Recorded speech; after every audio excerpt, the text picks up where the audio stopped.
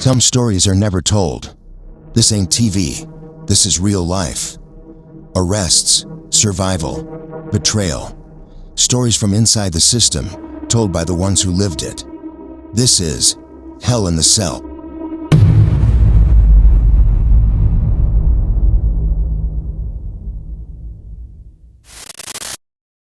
You will not be charged for this call. This call is from Michael Marble. This call will be recorded and subject to monitoring at any time. To accept this call, press 5. To block this call and all future calls, press 7. To reject, you may begin speaking now. Yo, it's your boy Bulletz Gotti, man. Welcome to Hell in the Cell. You already know what it is. Before we start this show off, make sure y'all hit that like, share, and subscribe button and hit that comment section. Today on this episode of Hell in the Cell, I got a special guest by the name of King Tana from Arkansas. Homie is official, you know what I'm saying, down with the vice laws. I'm going to let him introduce himself to the people that don't know who he is. King Tana, introduce yourself, man. What up, man? It's King Tana, man. I'm from Arkansas, 5-star Universal Vice Lord, man. You know, Cicero insane. Okay. So, King Tana, man, let the people know, man, you know, you from Arkansas. You know, I'm very familiar with Arkansas. I got family down there. So, let the people know, man, how it was growing up in Arkansas, you know, what led you to the street life, and what was the first time you caught a first bed? Man, I'm from Earl, Arkansas. It's a small town, man. There's a lot of poverty out there, you know, and it ain't too much out there but fields and rock roads, you know what I'm saying? So only thing you got out there is fighting and killing and you know what I'm saying? So, but like, man, my first time getting a bid actually was like 5-6 years ago. It wasn't too long ago, you know what I'm saying? I was out there getting money, selling good whatever that would get a nigga $1, you know? Shit. So how you got down with the vice lords, homie? Well, I've been, you know what I'm saying, I grew up around vice lords my whole life, you know what I'm saying? And that's just how I ended up leading to it, you know. But how I became Cicero insane, like one day I was just chilling, you know. I've been lit for a long time, you know. I've been doing this rap stuff, you know what I'm saying? I got a great following in life, you know. So one day I was just pretty much sitting up, you know what I'm saying, and I just got a phone call from a random person, man, which is Lloyd Buck, you know what I'm saying, which he is in prison himself with a life sentence. You know, he just hit me up like, you know what I'm saying, he liked what I'm doing or whatever, you know what I'm saying, and he was like, do you want to come over here to this branch? Because I was dubbed at first, you know what I'm saying, so he like, man, come on over here to Cicero Insane, man, and I'm going to make you famous, man, and that's what he got to doing, you know what I'm saying? Much respect to Lord Buck, you know? Okay. So how long you was rapping for? Man, I've been rapping my whole life, man. I've been around music, man, since I was like, 10 years old, you know what I'm saying? Like I grew up in the studio, you know, so it really kind of, you know, was something like basketball, you know what I'm saying, to a start, you know what I'm saying? I've been doing it, you know what I'm saying? That's my life, you know. Okay. So your case right now that you incarcerated for, man. Yeah. How it happened, how it started, man. What happened? What was the situation? You know, give the people the detail of what really happened in that situation, man. Man, some rat, man, you know. Like I was just out there, man, getting good money, you know what I'm saying, in one of the homeboys. Well, I thought it was a homeboy anyway, you know what I'm saying? He ended up getting jammed up, you know, and yeah, this in the paperwork, you know what I'm saying? He went to the police like, oh, I can go buy King Tana, Montana, you know what I'm saying? So he came in my house with a wire and a camera and all this crazy stuff, you know what I'm saying? He did this actually like 3 times, you know what I'm saying? So like, yeah, he was wearing the wire on me and he came up in the crib, man, buying some motherfuckers, excuse my part of my body. He came and bought devil, you know what I'm saying, and then the other homeboy that was living with me, you know what I'm saying, he pretty much was the police too, you know what I'm saying, living right up under my wings, you know what I'm saying. Wow. So basically, you know, because I'm familiar with those type of situations with these CIs. So basically what happened was, homie was living with you. He was working with the police. Other homie that brought the police to you, he had to wire the camera and all that. That's a real crazy situation, fam. That's a real crazy situation. Yeah, man, these guys, man, some of these guys out here, man, you can't trust them, man. And I really had a little trust in some of these guys, man. Well, one of them anyway, man. The other one, man, I've been hearing this crazy stuff about him, you know what I'm saying, due to the fact that he was close proximity to the family. I ain't really believe it for real. But it came out that man been telling for a real long time, man, when we hit that trial room. Wow. Yeah, man, that's crazy, man. You know what I'm saying? And I should have for real. Damn. Yeah. That's messed up, fam. That's really messed up because basically, you know, dude was working for a long time, so he knew what he was doing. It would have been better if he would have did it with somebody else, you know what I'm saying, and not me, you know. It's no matter. You know, I would feed niggas, you know what I'm saying? I was feeding the community, man, you know what I'm saying? So, like, it just with no reason, man. But, you know, sometimes when niggas get jammed up, they can't hold water, you know? He was a coward, really, because out of jealousy, he saw you was doing something for your community, and he tricked you out these streets. You know, That's what these dudes do. They pretend they your homies, they pretend they your friends, and then they got hidden agendas. So basically, homie and the other homie had a hidden agenda, fam. Yeah, man, I kind of seen that after the fact, too, man, because, you know, after the fact, a nigga go to jail, nigga, man, trying to holler at a nigga old lady and all this extra stuff, man. Oh, man, these niggas is crazy out here. For real. Yeah. So, Tana, when you went to, I want to get to when you went to court. So when you went to court, right, and you saw everything that was going on, man, like, tell me what was your mindset in the whole situation, man, and like what type of games these people was playing, like how everything was, man. Please break it down. Man, like, okay, man. First of all, man, when I seen this man come walk down that aisle, man, I'm like, oh my God, this man really showing up to this court, because I really didn't think he was gonna show up. I'm like, man, I'm telling my lawyer, like, man, that man ain't gonna show up, because when I found out that the man was the one that's actually gonna come and testify on me, I'm like, man, shit, I'm gonna call homeboy, man, he ain't gonna do that to me, you know what I'm saying? So, man, my lawyer was like, nah, let that be, you know what I'm saying, because they're going to be doing all this crazy stuff, tampering with witnesses and all this, you know what I'm saying. But when that man walked down that aisle, I'm like, this nigga is really coming down the aisle to tell on me, man. You know what I'm saying? So when he get on the stand, this man crying and all this crazy stuff, and they going like, why you crying? Why you crying? He like, man, because I don't really do this. Man, that person, that prosecutor was like, man, you've been telling since 2011, man, cut this shit out. You know what I'm saying? Like, you been a rat, man. You know what I'm saying? Then pretty much like, they like, do you fear all this crazy stuff? This man like, yeah, I fear for my life. He a dangerous person and all this crazy stuff. Man, that man just got to squealing like a pig, man. And, you know, I should have did what my wife told me to do, man, when I found out, man. And I should have smoked that cat, man. You know what I'm saying? I should have, man, got that man off the face of this earth, man. You know what I'm saying? Because if anybody else, it would have been anybody else, they wouldn't have made it to that trial, man. You know? But you know, as I was sitting there, man, I was just sitting there like thinking, man, the second person, man, he walked down the aisle. I gotta say something about this cat right here, man. Peebo, man. I gotta say that man name, man. That man is a real rat, man, and I'm glad he getting what he getting right now, both of them. But, man, that man walked down that aisle, man, and when I looked at that man, I said, man, this man trying to look like me and everything, man. You know what I'm saying? So this man told on me, then now he trying to beat me, then he tried to get my shorty. I'm like, man, these niggas really some real live haters, man. You know what I'm saying? And they was right here under my wing, you know? Taking care of this man baby mama put him out, he ain't had nowhere to go, man. That man he was, you know what I'm saying? And I just let him come stay in my house, you know what I'm saying? I gave that man some work, man. The nigga, he was so, how can I put it, man? He ain't have nothing going. He ain't had no clientele. So I'm so player, the work that I gave him, I sold it for him. You know what I'm saying? They gave him the bread. You know what I'm saying? He still told the police on me. Yeah, that's wild, man. It really hurted the nigga feelings, man. But I'm a gangster, man. So you know what I'm saying? I took that shit to the chin.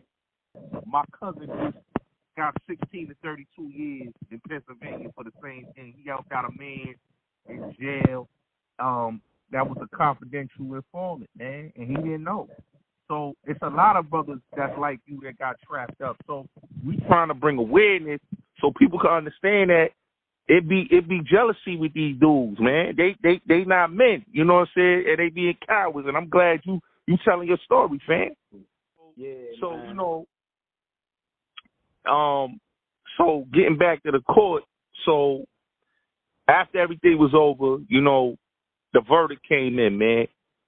How did you felt when that verdict came in, man? You felt like they railroaded you in that whole situation, like it was just dudes just getting up there just saying anything, and the people, the jury and the Yeah, man. I think they railroaded the nigga, man. They gave me 138 months. Really, they gave me two sentences: 78 months and 60 months. You know what I'm saying? For a 924C. You know what I'm saying? But yeah, I definitely think they railroaded me. 11 and a half years. You know what I'm saying? For the stuff being so petty, you know what I'm saying? Yeah, they definitely did that, And I don't like none of that. That's crazy. So, and then I ended up in the feds. Yeah, I'm here in the feds, man. And they got me up here in Beckley, you know what I'm saying? And man, Beckley, man, oh my God, it was rough out here. Beckley, man, let the people know how was it up there in Beckley, fed. Let the people know, man.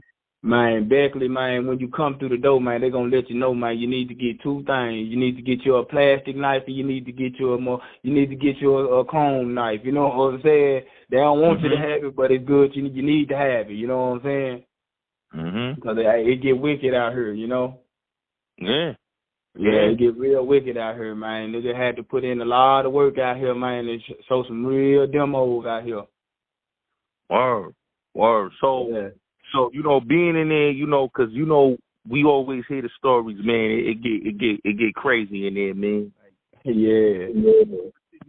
So, when you was in Beckley, what was the situations like, man? It was some dudes fronting on you, it was some gang politics, or it was some race politics? What was the situation, man? Oh man, it was both actually. You know what I'm saying? Like soon I got here, you know what I'm saying? The first thing I seen was Glock 9 get up, being a rat. That's the first thing I seen when I got here, man. Yeah. Like, the blood did him dirty up there, man. You know what I'm saying? Like, yeah, they clowned that boy. You know what I'm saying? That boy's a real rat, man. So they had to get him out of here. Yeah. But yeah, on the other note, I had the yard, you know what I'm saying, for the vice lord. So, you know what I'm saying, I was definitely pushing buttons when things got wicked. You know what I'm saying? Anybody played in the games, you know what I'm saying? Anybody owed any money played with that. We were getting to the business for sure. Definitely put some demos down. You know what I'm saying? Yeah. So, I was speaking. Me and the bro was talking about Glock 9. What did Glock 9 do in there, man? That made them dudes put a demonstration on them, man? Because a lot of people don't know this, man. What's going on, man, with Glock 9, man? Man, they checked that man paperwork, man, and that man was a firecracker, man. That man was hot, man, a hot tamale, man. You know what I'm saying? That man told, you know what I'm saying? So they had to put that blood. You know what I'm saying? And that's exactly what them blood niggas did. They put that in him, you know what I'm saying? Yeah. He got the business, man. And they got him up out of there. Quick, like. The boy was already scared anyway, you know what I'm saying? That man is not no gangster. He is faking like a mother. That's crazy. That's crazy. But I'm glad you saying it, because a lot of people will be thinking that these dudes is gangsters, and they really don't. And and in the feds, and I want you to please tell the people this, man. That paperwork is everything in there, man. If the paperwork ain't right, you can't live on that main line. Man, I'm going to tell you straight up, man. You come out here to Beckley, man, that paperwork better be straight, man. Because one thing for sure, you can't hide, man. They is going to find out, man. And you got 30 days for them to find out. You ain't got to work on that compound in 30 days. You're out of there anyway. You know what I'm saying? Really, on the 25th day, niggas looking at you crazy. Like, hey, you ain't got that paperwork yet? You ain't got that paperwork? You got 3 days to get on the phone.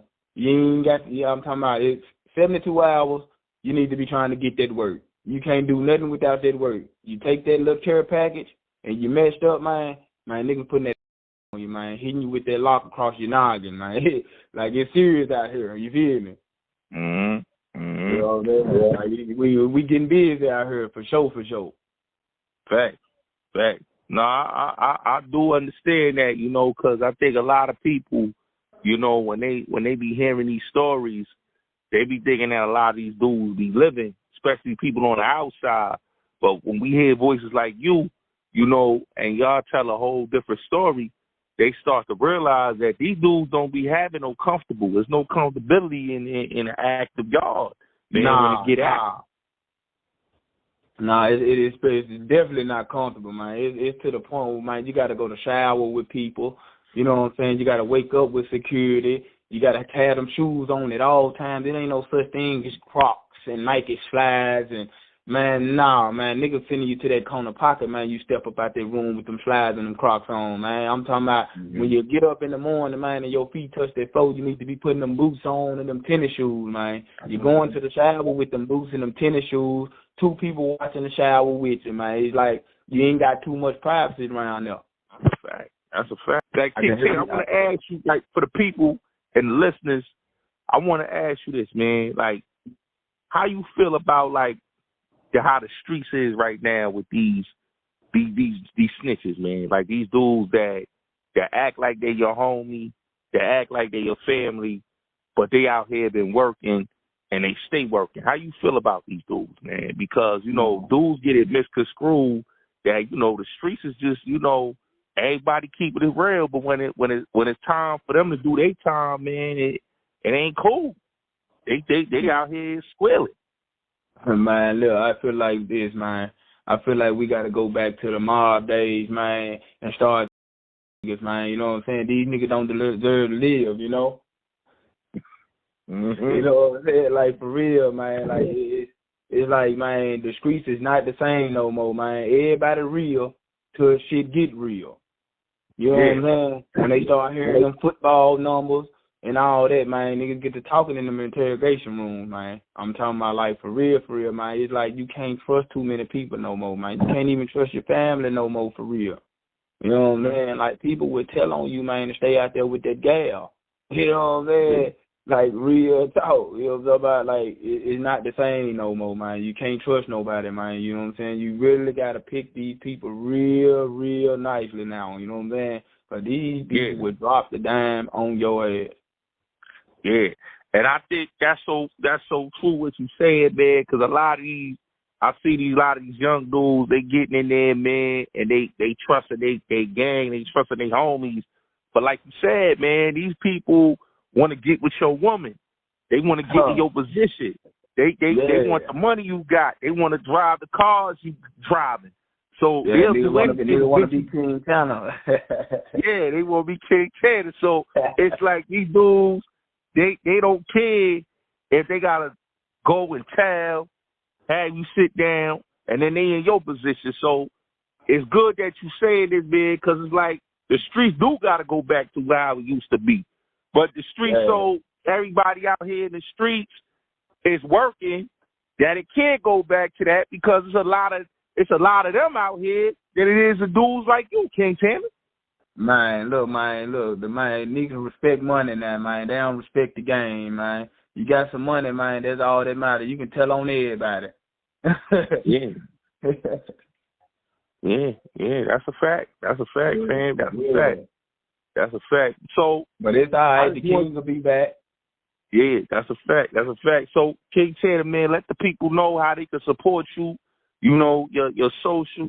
You know, how they can get your music and everything, so they can really, you know, support what you got going on and help you out, man, while you in your situation, man.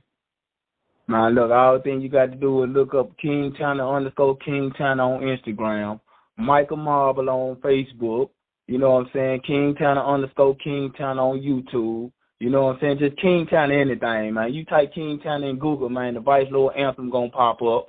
You know what I'm saying? That ain't hard to find, man. I'm out there, you know what I'm saying? And I got a video dropping tomorrow. You know what I'm saying? The Vice Lord Anthem video shoot is coming out tomorrow. You know, as I said, video shoot, but the video is coming out tomorrow. You know what I'm saying? It's featuring Young HB and Bad Weather. That thing is dropping tomorrow, man. Y'all go check that out on YouTube, man. King Tana Vice Lord Anthem. Yes, sir. It's lit. Okay, we definitely gonna plug that in on this interview. We definitely gonna bring the people to support that, support the music and everything in the movement. Yo, I definitely appreciate you. I definitely appreciate bro for linking us up and having this conversation. And this conversation here is an awareness, man. And before we go, man, what's your message to the youth, man? What's your message to the young boys out here? Man, look, man, my message to the young boys, man, be careful who you trust, man. The money ain't everything, man. You know what I'm saying? It's the root of all evil, man. So don't love it too much, man, because it can get you a lot of places, man, you don't want to be, man.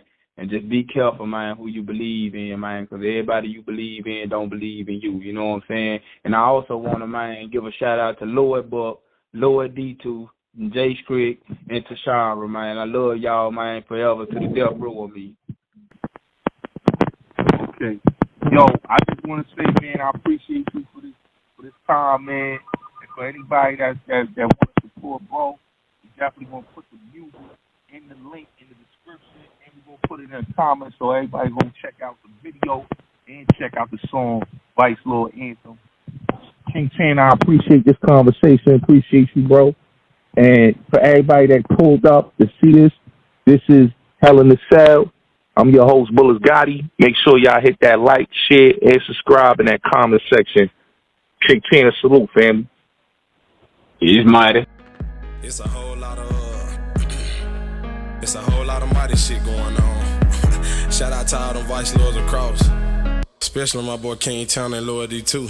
Yeah. VICELORD, VICELOR. Yeah, it's mighty. Put that on the fire. Yeah, it's mighty. Put that on the fire. Yeah, it's mighty. Put that on the fire. Yeah, it's mighty.